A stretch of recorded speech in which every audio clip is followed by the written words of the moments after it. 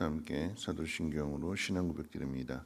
전능하사 천지를 만드신 하나님 아버지를 내가 믿사오며 그 외아들 우리 주 예수 그리스도를 믿사오니 이는 성령으로 잉태하사 동정녀 마리아에게 나시고 본디오 빌라도에게 고난을 받으사 십자가에 못 박혀 죽으시고 장사한 뒤 사흘 만에 죽은 자 가운데서 다시 살아나시며 하늘에 오르사 전능하신 하나님 우편에 앉아 계시다가 저리로서 산자와 죽은 자를 심판하러 오시리라. 성령을 믿사오며 거룩한 공회와 성도가 서로 교통하는 것과 죄를 사하여 주시는 것과 몸이 다시 사는 것과 영원히 사는 것을 믿사옵나이다. 아멘. 좋으신 하나님 감사합니다. 오늘 새벽에도 하나님 귀한 주로 인도해 주심을 감사드리고 하나님 불러주셨사오니 하나님 말씀하심으로 인하여 하나님의 뜻을 깨닫고 그 뜻을 이뤄갈 수 있는 복된 삶이 되게 도와주옵소서. 우리를 부르신 그 부르심의 사명이 무엇인지를 깨닫는 자가 되게 하시고 하나님의 나라를 위하여 헌신하고 충성할 수 있는 귀한 일꾼들로 세움받게 도와주옵소서. 귀한 예물 드리게 될 때에 임마누엘 되신 하나님, 하늘의 이슬과 땅의 기름진 곳으로 장성기업 일감 연결시켜 주신 것 감사함으로 하나님 앞에 예물 드리는 장성규 집사님 손길 기억하여 주시고 사업의 날로 번성하며 그 가운데 주의 영광 위하여 귀하게 쓰임받게 하옵소서. 감사드리며 예수님의 이름으로 기도합니다. 아멘. 항상 예물을 드리실 때에 감사의 이유를 이렇게 적어주시면 이름을 불러드리는데 범사의 감사, 그냥 일반 감사헌금은 호명하지 않는다라고 하는 거 참고하셨으면 되겠습니다. 하나님 말씀 봅니다. 디모데후서 1장 9절 말씀부터 18절까지 보시겠습니다. 디모데후서 1장 9절로 18절까지 한 절씩 교독을 읽겠습니다. 디모데후서 1장 9절에서 18절까지 한 절씩 교독으로 읽겠습니다. 하나님이 우리를 구원하사 거룩하신 소명으로 부르심은 우리의 행위대로 하심이 아니요 오직 자기의 뜻과 영원 전부터 그리스도 예수 안에서 우리에게 주신 은혜대로 하심이라. 이제는 우리 구주 예수 그리스도 예수의 나타나심으로 말미암아 나타났으니 그는 사망을 패하시고 복음으로써 생명과 썩지 아니할 것을 드러내신지라. 내가 이 복음을 위하여 선포자와 사도와 교사로 세우심을 입었노라. 이로 말미암아 내가 또 이 고난을 받되 부끄러워하지 아니함은 내가 믿는 자를 내가 알고 또한 내가 의탁한 것을 그날까지 그가 능히 지키실 줄을 확신함이라. 너는 그리스도 예수 안에 있는 믿음과 사랑으로서 내게 들은 바 바른 말을 본받아 지키고 우리 안에 거하시는 성령으로 말미암아 내게 부탁한 아름다운 것을 지키라. 아시아에 있는 모든 사람이 나를 버린 이 일을 네가 아나니 그 중에는 부겔로 호모게노도 있느니라. 원하건대 주께서 오네시보로의 집에 국류를 베푸시옵소서. 그가 나를 자주 격려해주고 내가 사슬에 매인 것을 부끄러워하지 아니하고 로마에 있을 때 나를 부지런히 찾아와 만났음이라. 원하건대 주께서 그로 하여금 그날의 주의 국류를 입게 하여 주옵소서. 또 그가 에베소에서 많이 봉사한 것을 내가 잘 아느니라. 아멘. 디모데에게 있어서의 바울은 영적인 아버지이자 또한 따라가야 할 스승입니다. 아들은 아버지를 보고 자신의 그 미래의 방향을 정하게 되지요. 사람도 마찬가지입니다. 앞서가는 사람의 좋은 결과 또는 이제 성공을 보게 된다면 그 길을 기꺼이 가겠지만 그렇지 않고 정반대로 좋은 결과를 보지 못하고 실패하는 것을 보게 된다면 뒤를 따르는 사람은 그 방향을 돌릴 것입니다. 그런 점에서 볼 때에 바울의 결과는 세상적으로 볼 때 좋지 않습니다. 왜냐하면 감옥에 갇혀서 죽음을 기다리고 있는, 그러니까 순교하게 되는 그런 상황이었기 때문에 그러합니다. 그래서 이제 바울은 자신의 영적인 아들이자 이 디모데가 후임 목회자로서 그 길을 따라오게 될 때에 앞서 있는 내용 1절부터 8절까지 그 내용을 본다면 그 가운데 있어서 두 가지를 권면하죠. 7절에서 두려워하지 말아라. 그리고 8절에 보면 나를 부끄러워하지 말고 내 감옥에 갇혀 있는 이런 나를 부끄러워하지 말고 오직 하나님의 능력을 따라서 복음과 함께 고난을 받아라. 이렇게 가르칩니다.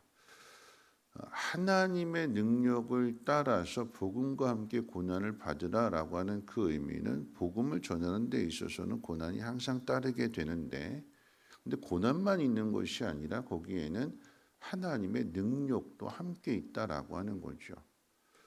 그 하나님의 능력이 뭐냐면 믿음의 사람들을 통해서 이 감옥에 갇혀 있는 바울을 도와주고 협력하게 하고 그럼으로써 복음이 전해지게 되는 바울은 감옥에 갇혀 있는데 오히려 복음의 빌립보서 말씀대로 이야기하면 복음의 진보를 이뤄내잖아요. 복음이 더 빠르게 더 깊이 확산되는 거죠. 혼자서 감당하는 것보다도 야 우리가 함께 도와주자 해서 그 복음을 더 열심히 전하게 될 때에 더 풍성한 결실을 맺게 된다라고 하는 것입니다.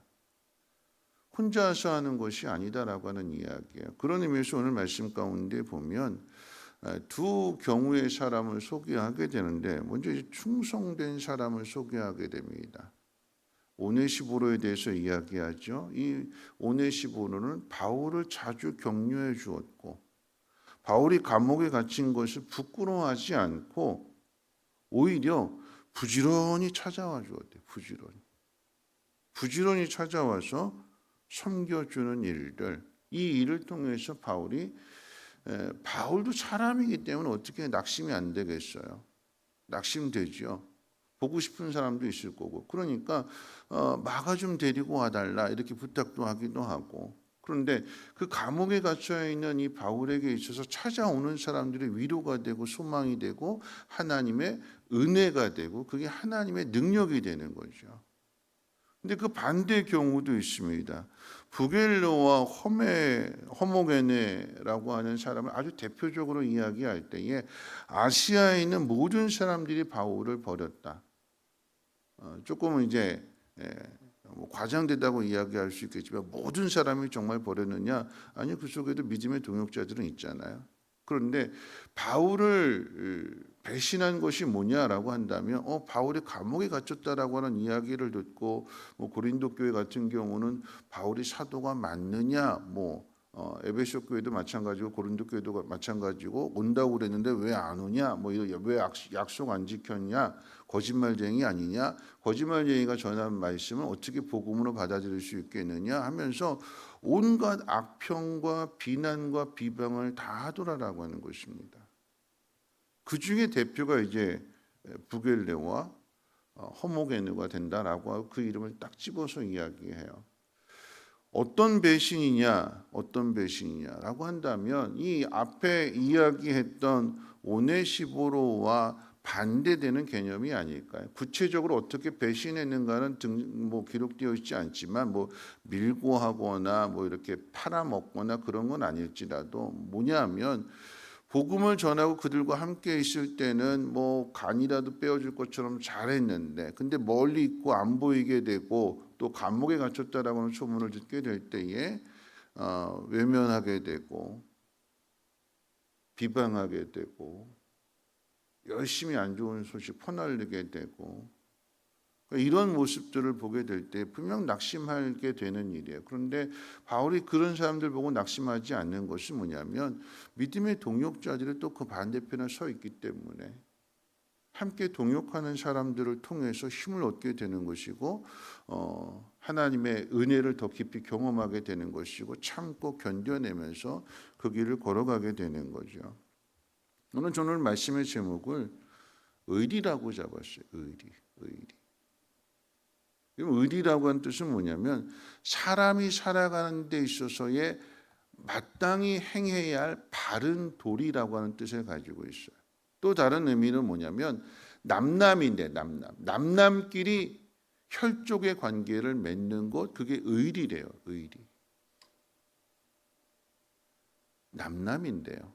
피가 한 방울도 안 섞였는데 서로 다른 사람들인데 근데 서로 뭐 친구가 되고 뭐 오랫동안 교제를 하면서 그 관계가 가족 같은 관계가 되어서 끊어버리지 않고 계속 가는 것, 쭉 가는 관계. 어제 이제 시찰의 원래회가 있어가지고 시찰의 원래 예배를 드리는데 어제 설교 이제 변형태 목사님이 설교를 해주셨어요, 등대교회. 근데 이 변형태 목사님이 예전에 우리 교회도 한번 오셨다, 사모님이 오셔서 이제 간증도 해주시고 이렇게 가셨는데 시에라리온에 이제 김경준 선교사님 소천하셨지요. 2020년도 6월에 소천하셨는데 딱 그 소천하시기 전에, 그러니까 코로나 그때 이제 시에라리온에서 사역하는 중에 사다리 타고 올라가서 이렇게 뭔가 고치다가 사다리에서 떨어지셨는데 이게 뇌출혈이 오셔가지고 그래서 한국으로 급히 치료받기 위해서 들어오셔서 안양샘병원에 갔다가 이거 심각하다고 해가지고 아주대학병원으로 옮겨서 그 뇌출혈 상태, 코마 상태로 1년 동안 그렇게 투병하시다가 돌아가셨어요. 우리 교회 오셔서 사모님이 그때 이제 병원에 계실 때에 간증도 해주시고 교회에서 병원비도 이렇게 좀 도와드리기도 하고 그랬던 분인데 그 후에 이야기를 들었어요. 뭐냐면 이 김경준 선교사님이 처음부터 뭐 마음에 하나님이 아프리카 선교사로 자원하게끔 하신 게 아니라 어린 전도회를 열심히 하셨고 간사로도 했는데 그런데 수원과 안산 지부가 이렇게 통합되면서 자리가 한 자리가 빠지게 된 거예요. 그래서 이제 일이 없어지게 되니까 그럼 어떻게 할 거냐? 마흔이 훨씬 넘으셔가지고 어떻게 할 거냐? 부교육자 가려고 했는데 갈 때도 마땅치 않고 그럴 때 어떻게 우연히 이제 시에라리온과 연결돼서 그 나이에 아무런 뭐 언어를 배운 것도 아니고 그렇게 해서 시에라리온에 가셔서 거기에 이제 유치원도 세우고 초등학교도 세우고 중학교까지 세워가지고 그렇게 사역을 열심히 하던 중에 그 일을 당하신 거예요. 그렇게 2020년도에 선교사님 돌아가시고 나서 이 사모님과 이제 자녀들만 남게 되는데 앞으로 어떻게 할 거냐? 한국으로 들어갈 거냐? 아니면 계속해서 남편의 사역을 이어갈 거냐? 이 사모님으로서 생각한다면 참 하늘이 무너지는 일이잖아요. 왜 갑자기 이런 일이? 사역 잘하고 계셨는데 왜 하나님이 그럴 만한 상황이잖아요. 근데 이 사모님이 그 목사님의 사역을 계속해서 이어가기로 그러면서 중학교까지 목사님이 세웠는데 이 사모님이 거기다 고등학교를 세워야겠다. 고등학교를. 왜 그런가 하면 그 시에라리온이 60%가 다 이슬람인데 중학교까지 잘 가르쳐 놨더니 하나님 말씀으로 잘 가르쳐 놨더니 고등학교 올라가게 되니까 이슬람이다 보니까 다 이게 그 고등학교 마지막 그 과정 속에서 이슬람 쪽으로 다 빠져가는 아이들이 많더라라고 하는 거죠. 그러니까 고등학교까지 책임져야 된다. 고등학교 졸업시켜서 사회 내보내면 그래도 복음을 잘 지켜주니까. 무슨 이야기일까요? 남편이 죽었어요. 낯선 땅에서. 앞으로 어떻게 살아가야 되는가? 막막한 그 상황이고. 이 사모님이 그 선교 편지에 쓴 내용, 그 당시 돌아가셨을 때 보낸 그 선교 편지의 내용 가운데 보면 남편 돌아가시기 전에 그 일주일 전에 그 병원에 가서 중환자실 가서 면회하면서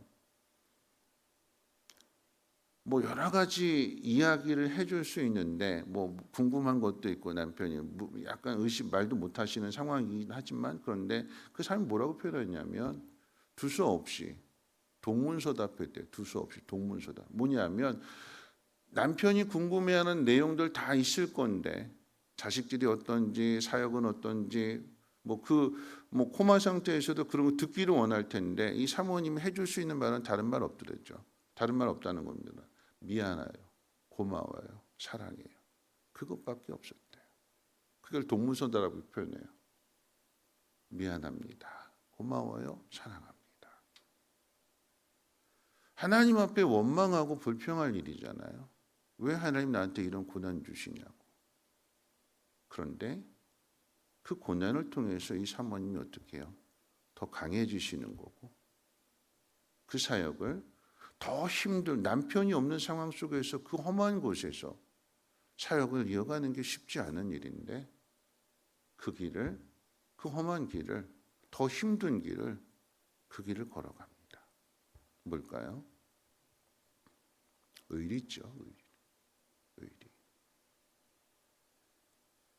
하나님이 나를 구원해 주셨는데 지난번에 오셨던 조현우 목사님이 이제 운전을 모시고 오면서 이제 그 얘기를 해요. 여러분 말씀 들으셨지만 지옥 경험했다고 해요. 지옥 경험했다. 그런데 지옥을 그 병실에서 지옥을 경험해 보니까 내가 구원받은 게 얼마나 감사한지 모르겠다. 내가 지금 죽어도 하나님 나라 간다라고 하는 게 이게 얼마나 감사한 일인지 모르겠다고. 감사가 저절로 나오더래요. 여러분 의리라고 하는 것은 마음 바꾸는 게 아니에요. 부겔레와 허목에는 마음이 바뀌었어요. 그런데 오네시보로는 끝까지 그 길을 걸어갑니다. 끝까지 그 길을 걸어갈 때에 여러분 하나님이 누구의 기도를 제일 응답해 주실까요? 뭐 걱정 없이 편안하게 잘 살아가는 사람의 기도를 잘 들어주실까요? 아니면 힘들고 어렵게 살아가는 사람의 기도를 더 잘 들어주실까요? 여러분의 자녀가 건강한 자녀가 있고 아픈 자녀가 있다라고 하면 아픈 자녀가 엄마 나 짜장면 먹고 싶어 했을 때에 누구의 그 부탁을 누구의 청을 더 잘 들어줄까요? 아픈 사람 아니겠습니까? 하나님이 고난을 주셨을 때에 그 고난을 짊어지고 가는 사람의 기도를 하나님이 더 들어주시지 않을까요? 근데 오늘 바울이 뭐라고 이야기하냐면 감옥에 갇혀 있는데 하나님 오네시보를 좀 긍휼히 여겨 주세요. 그가 나를 이렇게 도와줬고 이렇게 도와줬고 나를 부끄러워하지 않고 다른 사람들은 다 부끄러워하고 다른 사람은 나를 다 배신하고 다 떠나가는데 근데 오네시보로는 나를 찾아와 주었고 나를 위로해 줬는데 하나님 이 오네시보로 좀 불쌍히 여겨주시고 이 오네시보로 좀 도와주시고 하나님 오네시보로 잘 되게 해주세요라고 기도한다면 하나님 그 기도를 응답해 주시지 않을까요? 여러분 의리라고 하는 것 남남끼리도 혈족이 되는데 피로 값을 주고 우리 하나님 자녀 삼아 주셨는데 왜 맨날 불평하고 원망하고 요만큼 안 해줬다고 서운해하고 섭섭해하고 그러면서 살아가야 될까요? 우리가 하나님 앞에서 받은 은혜가 무엇인지를 알았으면 좋겠고 말씀 마칠 텐데요. 바울이 뭐라고 이야기하냐면 내가 이 길을 걸어가는 것은 복음 때문이래. 복음 때문이래. 내 행위를 통해서 하나님 나를 이 자리에 세운 것이 아니라 하나님이 오래전부터 예정하시고 택정하시고 나를 부르셔서 내가 이 길을 걸어간다. 이 사명을 감당한다. 그런데 내가 이 길을 걸어가는 것은 오늘 말씀 가운데 보면 나를 부르신 그분이 내가 믿는 그분이 내가 누군지를 분명하게 알기 때문에 그리고 내가 하나님 앞에 부탁한 그 모든 것들 내가 하나님 앞에 기도한 모든 것들을 하나님이 능히 들어주시고 이루어주시고 인도해 주실 것을 내가 확신하기 때문에 나는 고난도 두렵지 않다. 그러니까 너도 내가 고난당하는 거 부끄러워하지 마라. 바울이 그렇게 감옥에 갇혀서 죽임을 당하게 될 때, 순교하게 될 때에 디모데가 내 앞서간 사람이 감옥에 갇히고 순교했는데 그 길 갈까? 가야 될까요? 갑니다. 갑니다. 어떻게 갈까요? 하나님의 능력으로, 하나님의 은혜로 가는 거예요. 하나님의 은혜로. 사람이면 안 가죠. 누가 가겠어요? 그래서 세상 사람들은 안 갑니다. 근데 믿음의 사람들은 그 길로 가죠. 짐 엘리어 선교사님이 에콰도르 땅에 밟자마자 순교했잖아요. 최고의 엘리트였어요. 못나서 간 게 아니라, 부족해서 간 것이 아니라, 할 일이 없어서 간 것이 아니라, 하버드 나오고 최고의 엘리트였는데 하나님 부르시니까 갔는데 가자마자 순교했어요. 근데 그 길을 사모님이 또 들어가잖아요. 구원받은 의리, 하나님 나를 부르신 의리, 이 복음을 전하는, 지옥에 가는 영혼을 건져내는 이 귀한 사명을 감히 하나님이 나에게 맡겨주신, 내가 뭐라고. 그러니까 어떻게 해요? 힘들어도 어려워도 그 길을 걸어가는 겁니다. 오늘 저와 여러분들에게 주어진 삶 속에서 하나님의 나라를 이루라고 부르셨다면 고난을 두려워하지 마시고, 고난을 부끄러워하지 마시고, 복음 앞에서 당당하시고 천국에 대한 소망을 전할 수 있는 저와 여러분들 되시기를 주님의 이름으로 축원을 드립니다. 우리 오직 주의 사랑에 매여 함께 찬양하고 기도합니다.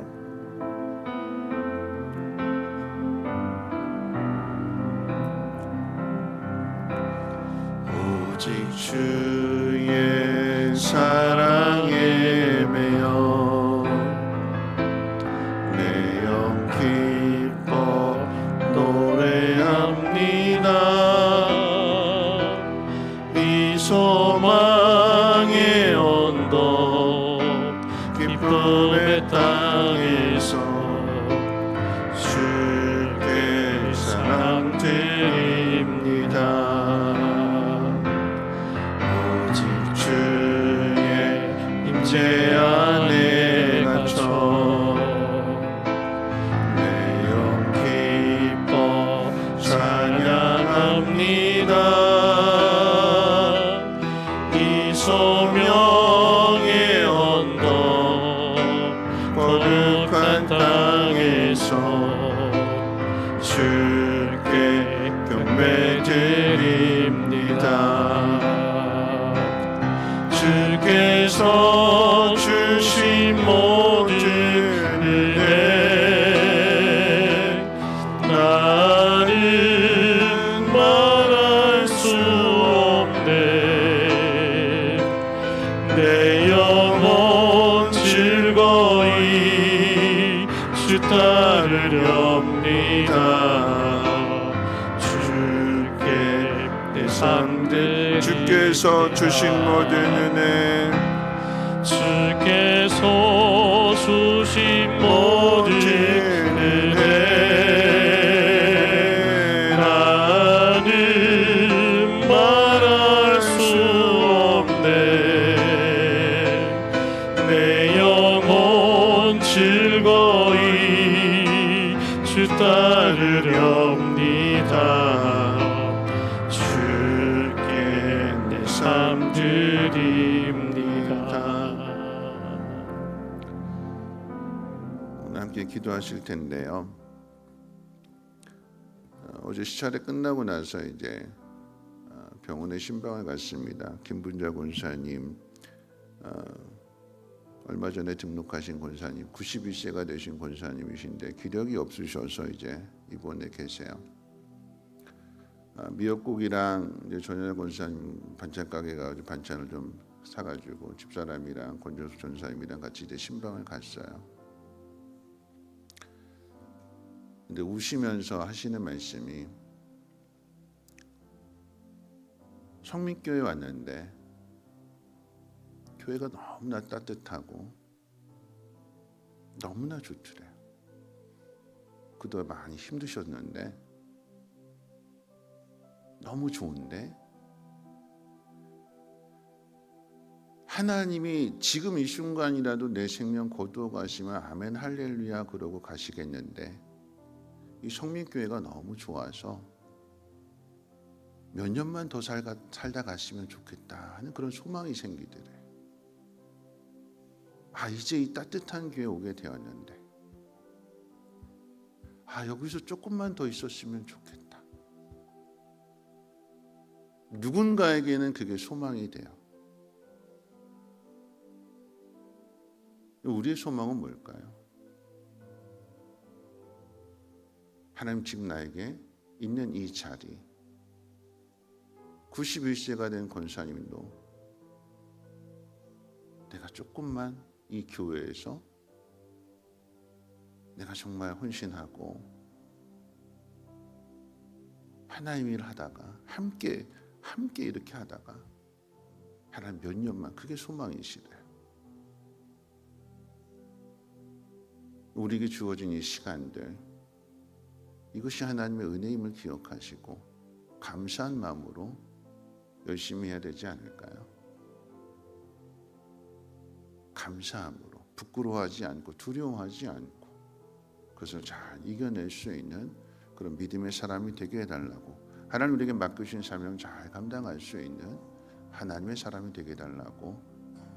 그래서 하나님 앞에 갔을 때에 의리를 지키다가 온 사람, 그 자리를 끝까지 지키다가 간 사람, 그 모습이 누군가에게 본이 되어서 내 사랑하는 자녀들도 함께 그 길을 걸어갈 수 있는, 그래서 천국에서 모두 다 만날 수 있는 그런 신앙의 발자국이 되게 해달라고 우리 함께 동성으로 하나님 앞에 기도합니다. 사랑 많으신 하나님 아버지 감사합니다. 하나님 오늘 하나님 말씀을 듣습니다. 우리가 어떻게 살아가야 될 것인가, 무엇을 위해서 살아가야 될 것인가, 하나님 우리 자신을 돌아보게 하여 주시고 하나님의 은혜에, 하나님의 사랑에, 하나님의 부르심에 합당한 삶을 살아가게 도와주시옵소서. 하나님 낙심하지 않게 하시고 두려워하지 않게 하여 주시고 원망하지 않게 하여 주시고 하나님 감사함으로 그 길을 걸어가게 될 때에 믿음의 동역자들을 세워주시고 하나님의 능력을 따라서 복음과 함께 기꺼이